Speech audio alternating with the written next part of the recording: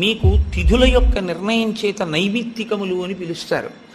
తిథులు అన్ని సంప్రదాయముల వాళ్ళు ఆ తిథులు చేయరు. సుబ్రహ్మణ్య షష్ఠి వచ్చిందనుకోండి, వైష్ణవులు చెయ్యాలి అని నియమం ఏం లేదు.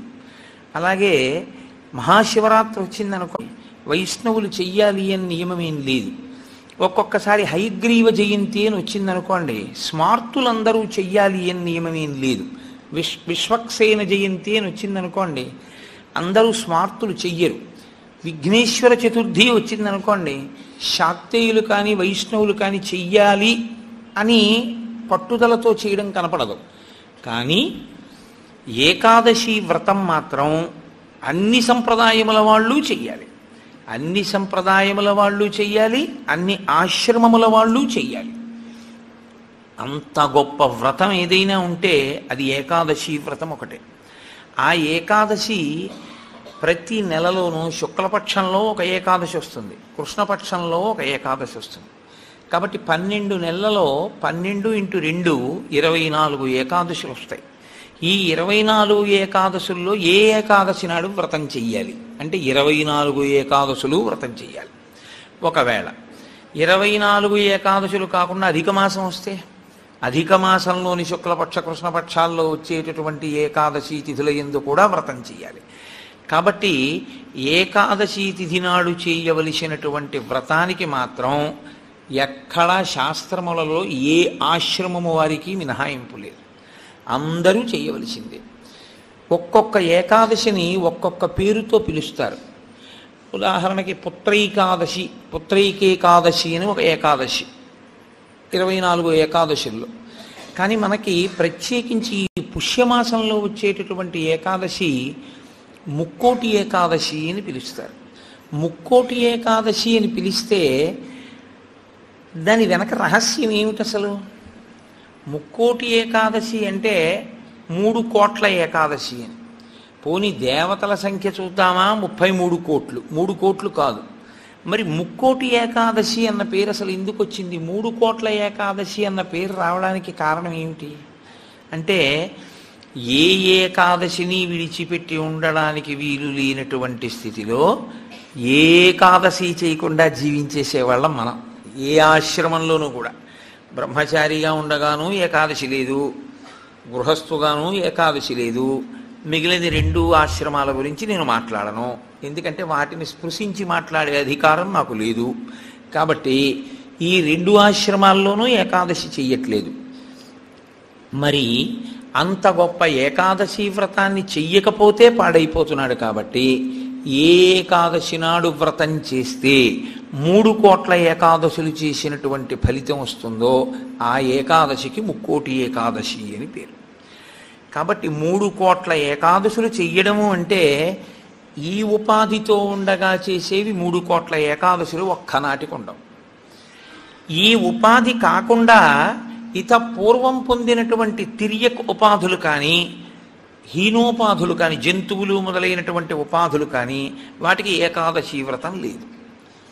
మరి 3 కోట్ల ఏకాదశులు నువ్వు చేసినట్టు అన్న ఫలితాన్ని మీకు ఎలా ఇస్తారు అంటే, ఈ శరీరంతో 3 కోట్ల ఏకాదశులు చేయడానికి కావలసిన నాళ్ళు బ్రతకడానికి ఆయుర్దాయాన్ని ఈశ్వరుడు నీకు ఇస్తే, 3 కోట్ల ఏకాదశులు చెయ్యగలిగితే నిరంతరంగా ఎంత పెద్ద ఫలితం నీకు సంప్రాప్తిస్తుందో అంత పెద్ద ఫలితాన్ని ఈశ్వరుడు అనుగ్రహించి సంవత్సరంలో కనీసం ముక్కోటి ఏకాదశి చేసినటువంటి వాడి ఖాతాలో వేస్తాడు.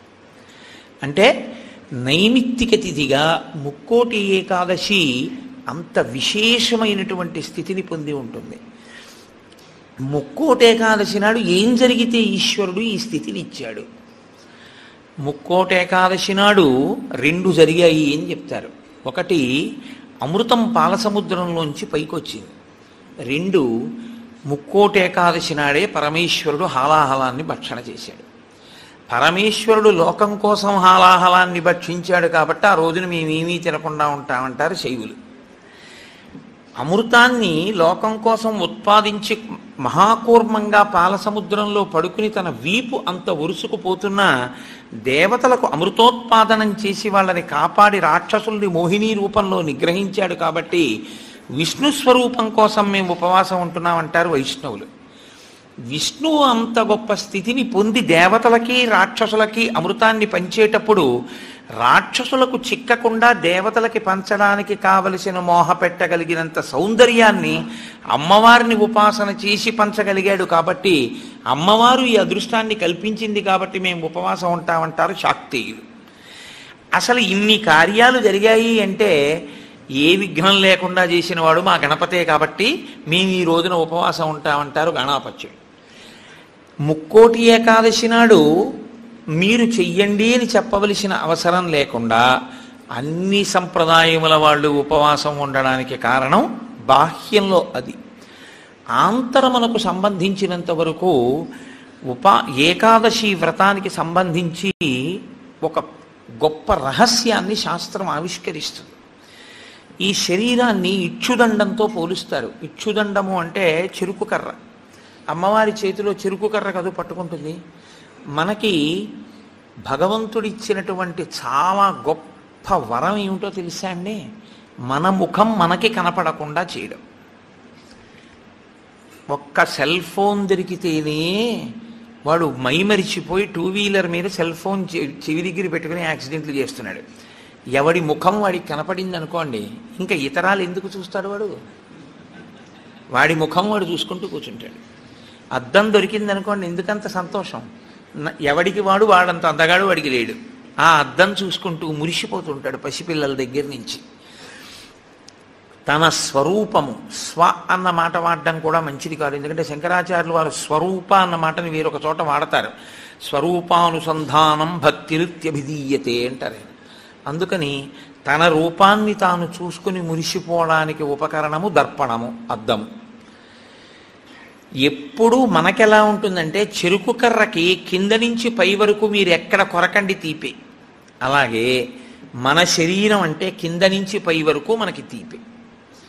ఈ శరీరంలో అబ్బాయి బొట్టు పెట్టుకోరా అన్నారనుకోండి, వాడికి బొట్టు పెట్టుకోవడానికి చిన్నతనం. బొట్టు పెట్టుకుంటే వాడి అందం అంతా ఏదో పాడైపోతుందని వాడికి ఒక భ్రాంతి. అందుకని వాడు బొట్టు పెట్టుకోడు.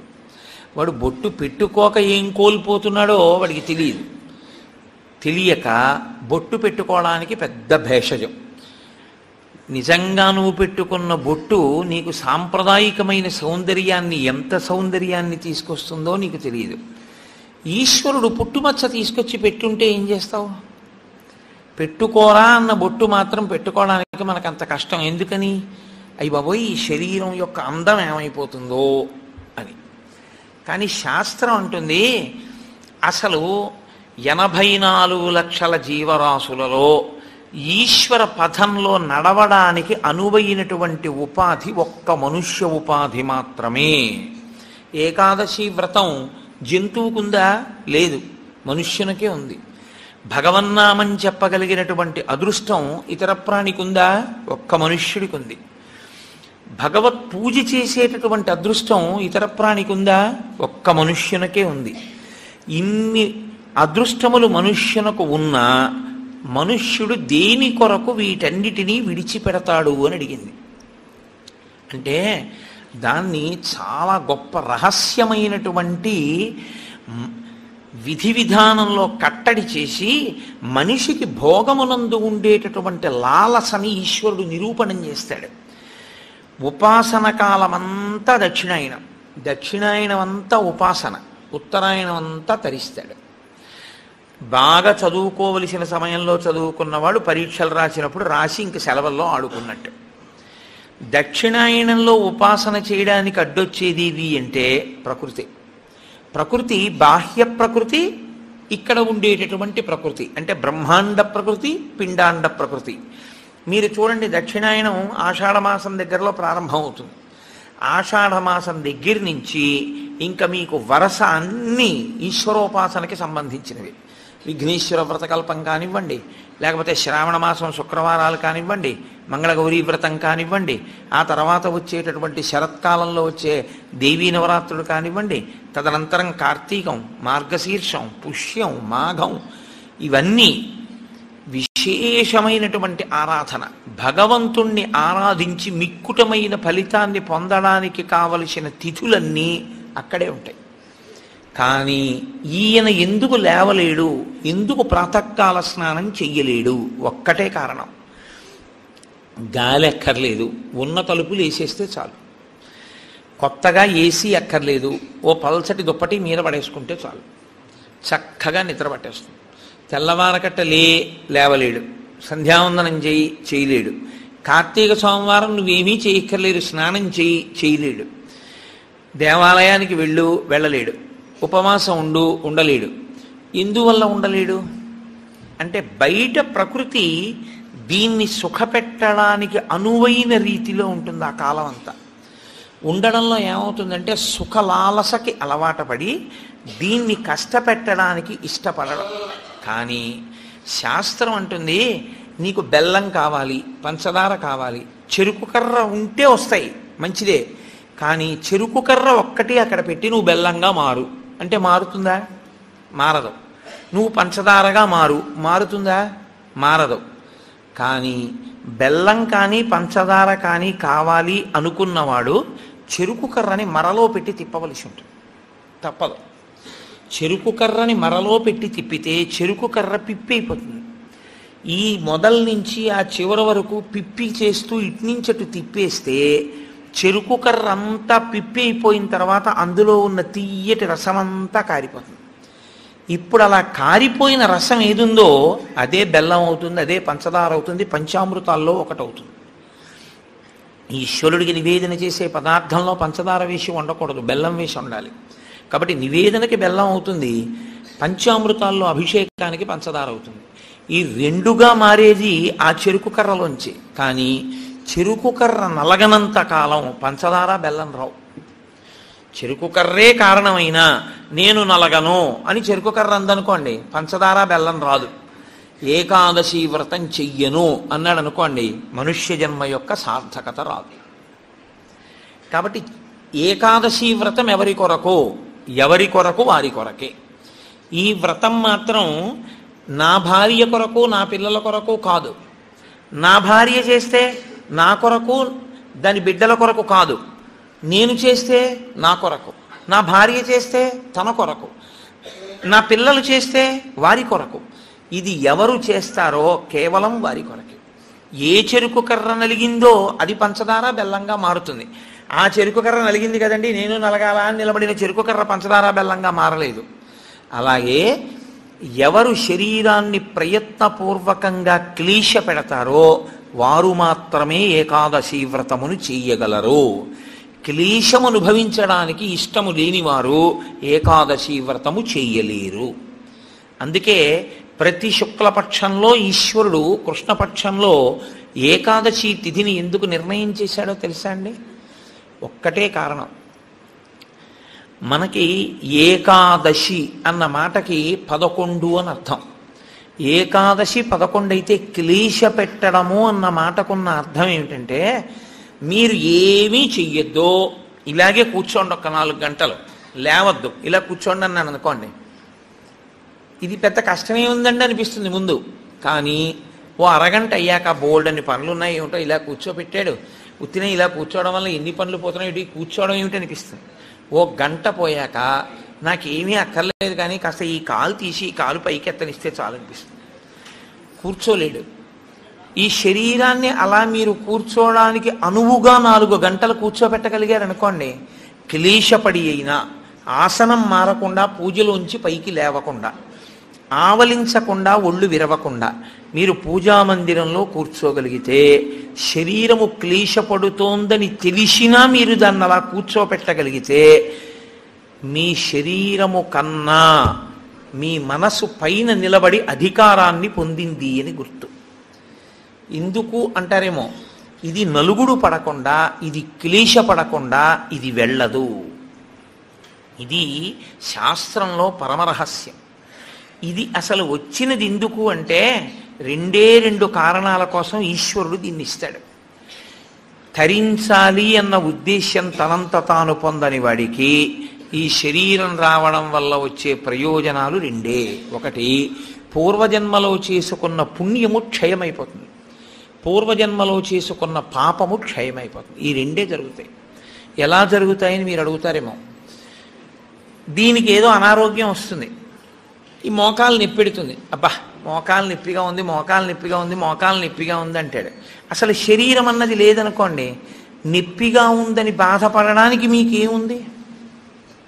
మీరు బాధపడడానికి ఏం లేదు. మీరు బాధపడాలి అంటే మీకు శరీరం ఉండాలి. శరీరం ఉంటే మనసు ఉంటుంది. అప్పుడు మనసు ఎప్పుడు బాధపడుతుంది? నా కూతురు ఏదో బాధపడితే నా మనసు బాధపడుతుంటుంది. నేను చేసుకున్న పాపపుణ్యాలు పోవాలి అంటే ఈ శరీరంతోనే నేను పోగొట్టుకోవాలి. నేను అలా ఓ భవనాన్ని చూపించి ఇది నాదే, ఇది నాదే, ఇది నాదే అంటున్నాను అనుకోండి, నా పుణ్యం పోతూ ఉంటుంది. ఎందుకంటే మీరు ఎంత పొంది ఉన్నారో అంత వలన ఈశ్వరుడు అంత పుణ్యాన్ని క్షయం చేస్తాడు. నీకు ఇంత పుణ్యం చేశావు, అది పోతే ఇదిగో ఇంత నీకుంది అన్న అధికారం ఇస్తాను. ఇన్ని మాటలు నాదని నువ్వు అనొచ్చు. ఇంత పుణ్యం నీకు పోతే ఇంత సుఖాన్ని నువ్వు అనుభవించవచ్చు. అందరూ ఒకడు కష్టపడి నడిచెడుతున్నాడు, అంతకన్నా ఒకడు సైకిల్ మీద ఎడుతున్నాడు, అంతకన్నా తేలిగ్గా ఒకడు స్కూటర్ మీద ఎడుతున్నాడు, అంతకన్నా తేలిగ్గా ఒకడు కారు మీద ఎడుతున్నాడు, ఇంకా తేలిగ్గా ఒకడు కబుర్లు చెప్పుకుంటూ రైల్లో వెడుతున్నాడు ఏసీలో, ఇంకా తేలిగ్గా గంటలో ఒకడు విమానంలో వెడుతున్నాడు. భోగమునందు స్థాయి మార్పులో ఈశ్వరుడు పుణ్యాన్ని క్షయం చేసేస్తాడు. అంటే నీవు అందులో ఎంత కష్టపడవలసి ఉంటుందో అంత కష్టాన్ని దాటేస్తావు. ఓ 1000 కిలోమీటర్లు ప్రయాణం చెయ్యవలసి వస్తే, నిజంగానూ పాదచారి అయి నడవవలసి వస్తే పడవలసిన క్లేశాన్ని 2 గంటల్లో ఓ సీట్లో కూర్చుని ఏసీలో పేపర్ చదువుకుని వెళ్ళిపోయావు. వెళ్ళిపోవడం వరకు బాగానే ఉంటుంది. వెళ్ళిపోయిన కారణం చేత నీ పుణ్యం క్షయమైపోయింది. నిన్ను విమానంలో పంపించానా లేదా 2000 కిలోమీటర్లు? ఉత్తినే వెళ్ళావా? డబ్బు ఇచ్చాను కాబట్టి టికెట్ కొనుక్కున్నావు. డబ్బు ఎక్కడి నుంచి వచ్చింది అనుకుంటున్నావు? చేసిన పుణ్యం పోతే వచ్చింది. కాబట్టి ఇప్పుడు ఈశ్వరుడు పుణ్యాన్ని తగ్గిస్తాడు. పుణ్యాన్ని తగ్గిస్తూ ఐశ్వర్యమునిచ్చి క్షయం చేసేస్తాడు భోగంగా. మీరు అనుభవించకపోయినా నాదని పోగొట్టేస్తాడు. నాది అంటూ ఉండడం వల్ల పోతూ ఉంటుంది. ఇప్పుడు పెద్ద ప్రారంధం ఎక్కడొస్తుందంటే, గత జన్మలలో చేసిన పుణ్యం క్షయమైపోయి వారసుడికి ఆస్తిగా వెళ్ళిపోతుంది. మీరు కొంచెం జాగ్రత్తగా నేను చెప్పే తర్కాన్ని పట్టుకోవాలి. ఓ 1,00,000 రూపాయలు కష్టపడి కష్టపడి కష్టపడి కష్టపడి కష్టపడి దాచాడు. ఇదంతా నాది నాది నాది, నేను ఎవరికి ఇవ్వను, నేను ఎవరికి ఇవ్వనన్నాడు. వెళ్ళిపోయాడు. ఎవరికి ఎడుతుంది అది? కొడుక్కో కూతురుకో వెళ్ళిపోతుంది. ఇప్పుడు 1,00,000 రూపాయలు మిగిలింది అంటే ఆయన పుణ్యం ఏమైంది? పోయింది. జీవుడి పుణ్యం. 1,00,000 రూపాయలు ఏమైపోయింది? వారసుడికి వెళ్ళిపోయింది. జీవుడు ఏమైపోయాడు? దరిద్రుడైపోయాడు. శాస్త్రం అంటుంది, నిజంగా నీది నువ్వే అనుభవించాలనుకుంటే మార్గం ఏమిటో తెలుసా? దాన్ని దానం చేయడమే. దానం చేస్తే నీకు పుణ్యం అయిపోయి మళ్ళీ నీ దగ్గర పడిపోతుంది వచ్చి. మళ్ళీ నువ్వు జీవుడిగా ఇంకొక శరీరంలోకి వెళ్ళినప్పుడు నీతో పాటే ఆ పుణ్యం వస్తుంది. వచ్చి మళ్ళీ నువ్వు భోగం అనుభవించడానికి పుణ్యం అడ్డొస్తుంది. నువ్వు ఇక్కడ విడిచిపెట్టి అక్కడ శరీరాన్ని విడిచిపెట్టేశావు. శరీరం విడిచిపెట్టిన ఉత్తర క్షణంలో ఇంక జీవుడికి సంబంధం లేదు, దానికి సంబంధించింది. వేరే శరీరంలోకి వెళ్ళిపోతాడు. అక్కడ సుఖాన్ని అనుభవించడం, దుఃఖాన్ని అనుభవించడానికి మళ్ళీ నీ పాపపుణ్యములే లెక్క. ఏది? ఏం పెట్టి అనుభవింపజేయాలి? అందుకని బాగా కష్టపడిపోతున్నాడు, పాపం పోతోందని గుర్తు. బాగా సుఖపడిపోతున్నాడు, పుణ్యం పోతోందని గుర్తు. మీరు జాగ్రత్తగా పట్టుకుంటే, బాగా కష్టపడుతున్న వాడెవరో వాడు తన పాపాన్ని పోగొట్టుకుంటున్న అదృష్టవంతుడు. బాగా సుఖపడుతున్న వాడెవరో వాడు తన పుణ్యాన్ని పోగొట్టుకుంటున్న దురదృష్టవంతుడు. కాబట్టి బాగా సుఖపడేవాడెవడో వాడు ఎక్కువ జాగ్రత్తగా ఉండాలని చెప్తోంది శాస్త్రం. ఎందుకో తెలుసా అండి? జీవుడి ఖాతాలోకి మళ్ళీ తేవాలి. జీవుడి ఖాతాలోకి మళ్ళీ తేవాలంటే ప్రయత్నపూర్వక త్యాగం చెయ్యాలి. త్యాగే నైకే అమృతత్వ మానసు. అది చెయ్యవు, జీవుడు దరిద్రుడవుతాడు. శరీరాన్ని ఉందండి, ఇందులో ఎన్నాళ్ళు ఉంటావు? ఇదో అద్దె కొంప. భగవాన్ రమణులు చెప్పినట్టు ఇవాళో రేపో ఖాళీ చేసేయాలి. ఖాళీ చేసేసి వెళ్ళిపోతారు. వెళ్ళిపోయిన తర్వాత అందులోకి వెళ్ళిన తర్వాత, అయ్యా మళ్ళీ నేను విమానం ఎక్కుతానండి, అయ్యా మళ్ళీ నేను గుర్రం ఎక్కుతానండి, అయ్యా నేను మళ్ళీ ఏనుగులు ఎక్కుతానండి, మళ్ళీ నేను ఉపన్యాసాలు చెప్తానండి అంటే నీ మొహం గతంలో నువ్వు చెప్పిందే ఉంది, నువ్వు చేసిందే ఉంది. పావలాకా చుచ్చుకోకుండా చెప్పింది ఏమైనా ఉందా మళ్ళీ చెప్పడానికి? నువ్వు భక్తితో చెప్పింది ఏమైనా ఉందా? కీర్తి కండూతి లేకుండా నువ్వు చెప్పింది ఏమైనా ఉందా మళ్ళీ నువ్వు చెప్పడానికి? నువ్వు ఏదీ కోరకుండా ఈశ్వరుణ్ణి నమ్మి ఇలా పెట్టింది ఏమైనా ఉందా? దాన్ని అక్షయం ఈశ్వరుడు చేయడానికి. పుణ్యమన్న కోరికతో కాదు, ఈశ్వరుడు ఇచ్చాడు ఈశ్వరుడికి ఇస్తున్నాను అని ఇవ్వగలవా? భవతే విష్ణుస్వరూపాయతే అంటూ ఇవ్వగలవా? అలా ఇవ్వగలిగితే అక్షయం చేస్తాడు ఈశ్వరుడు దాన్ని. నువ్వు ఇచ్చిన రూపాయి ₹1,00,00,000 అయిపోతుంది పుణ్యంలో. అది చమత్కారం. అది అసలు జీవన విధానమనందుండేటటువంటి పెద్ద రహస్యం. అందుకే ధర్మశాస్త్రం ఎంత దాచాలి, ఎంత ఖర్చు పెట్టాలి, ఎంత దానం చెయ్యాలి కూడా చెప్పేసింది. తనకి కావలసినంత ఖర్చు పెట్టుకోనివాడు తనని తాను ఖేద పెట్టుకున్నవాడు. తనకి కావలసిన దానికన్నా ఎక్కువ ఖర్చు పెట్టినవాడు తన భవిష్యత్ తరాలకి ద్రోహం చేసినవాడు. తనకి కావలసిన కన్నా ఖర్చు పెట్టడం అంటే అసలు నీకున్నదంతా దానం చేయమని శాస్త్రం చెప్పదు. ఎందుకో తెలుసా అండి? గృహస్థుకి నియమం ఉంది, బిడ్డలకి విడిచిపెట్టాలి, విడిచిపెట్టకుండా వెళ్ళకూడదు. కానీ 3వ వంతు మాత్రం దానం చేసుకోకపోతే జీవుడు పాడైపోతాడు. పుణ్యం పోయింది, మళ్ళీ పుణ్యం ఏది జీవుడి ఖాతాలో? అందున అసలు ఏ ప్రతిఫలాపేక్ష లేకుండా ఈశ్వరుడు ఇచ్చాడు, ఈశ్వరుడు కొరకు అంటూ ఇచ్చిన వాడిది 1 కోటి చేస్తూ పెడతాడు ఈశ్వరుడు. కాబట్టి క్లేశము లేక నీవు తరించలేవు. ఇది సనాతన ధర్మమునందు అంతర్లీనమైనటువంటి ప్రతిపాదన. మీ జీవితంలో మీరు ఎప్పుడూ మీ కొరకు మీరు కాకుండా మీరు పక్కవారి కొరకు కూడా ఏదో చేస్తూ ఉండాలి. దేని కొరకు అంటే వాడికి లేనివాడని కాదు. భవతే విష్ణుస్వరూపాయతే. ఆ విష్ణువే నన్ను చేయడానికి అక్కడ పుచ్చుకునేవాడిగా నిలబడ్డాడు. ఆయన అలా నిలబడకపోతే నా పుణ్యం ఎలా వృద్ధి పొందుతుంది? నా జీవుడికి ఖాతాలో ఎలా పడుతుంది ఐశ్వర్యం? కాబట్టి విష్ణువే వచ్చి లేనివాడిగా నించుని నా దగ్గర పుచ్చుకుంటున్నాడు. అందుకే ఇచ్చేవాడు పుచ్చుకునేవాడికి నమస్కారం అందుకు చేస్తారు సనాతన ధర్మంలో. అందుకే పుచ్చుకున్నవాడు ఇచ్చిన వాడికి చేయడు, ఇచ్చినవాడు పుచ్చుకున్నవాడికి నమస్కారం చేస్తాడు. ఇక్కడి ఐశ్వర్యం భవిష్యత్ జన్మలలో ఐశ్వర్యంగా మార్పు చేయడానికి ఆయన ఉపకరణంగా నిలబడ్డాడు. కాబట్టి ఇప్పుడు అసలు శరీరమును క్లేశ పెట్టకుండా నీవు తరించలేవు. ఇందులో మొదటి మెట్టు ఎక్కడ వరకు?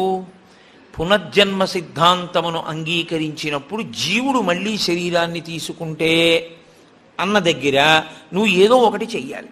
ఏమండి నా దగ్గర అంత డబ్బు లేదు, ఈశ్వరుడి పల్లకి మొయ్యి. ఏమండి నేను పల్లకి మొయ్యలేను, కూర్చుని భగవత్కథ వినగలవా? విను. నేను భగవత్కథ కూడా వినలేను, పోని నామం చెప్పగలవా? చెప్పు. నేను నామం కూడా చెప్పలేను పైకి, పోని నోట్లో అనుకోగలవా? అనుకో. స్మరణం, మనసుతో ఈశ్వరుణ్ణి స్మరించగలవా? స్మరించు. నువ్వు ఏది చేసినా పుణ్యమే. నువ్వు ఈశ్వరుడితో ఎలాగైనా దగ్గరి సంబంధాన్ని పెట్టుకుంటే నువ్వు నిచ్చెన ఎక్కుతున్నవాడివే. ఇందులో మళ్ళీ 2 మార్గాలు ఉంటాయి. మొదటి మార్గము ఉత్తర జన్మల యందు జీవుణ్ణి సుసంపన్నుణ్ణి చేసుకోవడం. ఎందుకో తెలుసా అండి?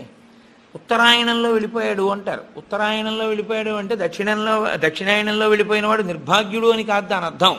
ఉత్తరాయణంలో వెళ్ళిపోయిన వాడు అంటే ఏంటంటే చేసుకోవలసిందంతా చేసుకుని వెళ్ళిపోయినవాడు అని. దక్షిణాయనంలో చేసుకోవలసిందంతా చేసేసుకున్నవాడు ఉత్తరాయణంలో పెడతారు కదండి. అంటే చేసుకోవలసిన పుణ్యం అంతా చేసేసుకున్నవాడు దక్షిణాయనంలో వెళ్ళినా ఒకటే, ఉత్తరాయణంలో వెళ్ళినా ఒకటే. ఇప్పుడు ఈ చేసుకునే పుణ్యం 2 కింద విభాగం చేస్తాడు ఈశ్వరుడు. ఒకటి మళ్ళీ వచ్చే జన్మకి పెట్టుబడిగా నువ్వు వాడుకోవలసింది. 2 అసలు జన్మే అక్కర్లేదని ఈశ్వరుడితో కలిసిపోవలసింది. ఈ రెండిటిలో నీకు ఇంకా వచ్చే జన్మలో కూడా ఏదో వెలగబెట్టేద్దామన్న కోరికుంటే మొదటి మార్గం. అసలు నేను అలా వెలగబెట్టేద్దామన్న కోరిక నాకు లేదు, మహాప్రభో మళ్ళీ నాకు ఈ ధర్మశాస్త్రాలు ఈ సూక్ష్మాలు తెలుస్తాయో తెలియవో, కొంపతీసా జన్మలో మళ్ళీ నేను అన్నీ దాచుకుని వెళ్ళిపోతే అప్పుడు ఏమైపోవాలి జీవుడు? నాకు అది వద్దు ఇది వద్దు, నాకు అది సున్నైపోవాలి ఇది సున్నైపోవాలి. పాపము పుణ్యము 2 ఉండకూడదు నాకు. ఇప్పుడు పాపము లేదు పుణ్యము లేదు. ఇప్పుడు 2 లేనప్పుడు ఈ శరీరం ఎందుకు అనుభవించడానికి? పాపానుభవానికి శరీరం, పుణ్యానుభవానికి శరీరం. పాపానుభవం లేదు పుణ్యానుభవం లేదు, ఇంక ఈ శరీరం ఎందుకు నీకు? కాబట్టి ఇవ్వడు ఈశ్వరుడు. ఈశ్వరుడు ఇవ్వకుండా ఉండాలి అంటే పాపమును పుణ్యమును కాల్చాలి. పాపమును పుణ్యమును కాల్చడానికి నీకెంత పాపం ఉందో నీకు తెలుసా, నీకెంత పుణ్యం ఉందో నీకు తెలుసా? తెలియదు. ఈశ్వరుడు అన్నాడు, నీవు నీ జేబులో ఉన్న 10 రూపాయలు ఇంకోటికి ఇచ్చేయడం కష్టమైనా క్లేశపడి ఇవ్వడం వల్ల పుణ్యం ఇచ్చినట్టే, ఈశ్వరుణ్ణి చేరుకోవడం కోసం నీకు ఇచ్చిన తెప్పయైన ఈ శరీరాన్ని క్లేశ పెట్టడానికి ఏకాదశి వ్రతాన్ని నిర్ణయం చేశాడు. ఏకాదశి వ్రతం చాలా గంభీరమైన వ్రతం. అందుకే లోకంలో పెద్దలు ఏం చెప్తారంటే, స్వామి పుష్కరిణీ స్నానం, సద్గురోహ పాద సేవనం, ఏకాదశి వ్రతం చాపి త్రయం అత్యంత దుర్లభం. ఈ 3 చెయ్యలేరు అని చెప్తారు. ఎందుకు చెయ్యలేరు? స్వామి పుష్కరిణీ స్నానం, అక్కడికి వెడతాడు, ఆనంద నిలయం చుట్టూ 100 మార్లు తిరుగుతాడు, కానీ పుష్కరిణిలో స్నానం చేద్దామన్న ఊహ వాడికి రానే రాదు. సద్గురోహ పాదసేవనం, సద్గురువు పాదములు పట్టుకునే అవకాశం ఇవ్వడు. ఎందుకు ఇవ్వడు? ఒక్కటే కారణం, నాకు అసలు కాళ్ళ నొప్పులే ఉండవంటాడు. ఆయన అసలు కాళ్ళు పెట్టించుకోవడం ఆయన జన్మాంతరంలో ఆయన చేయడు. కాబట్టి అసలు గురువుగారి కాళ్ళు బట్టి అదృష్టం నీకు ఎప్పుడు వస్తుంది? నువ్వు ఆయన కాళ్ళు నిప్పెడితే కదా నువ్వు వెళ్ళి పట్టుకోవడానికి. కాబట్టి ఆయన కాళ్ళు పట్టుకునే అదృష్టం ఉండదు.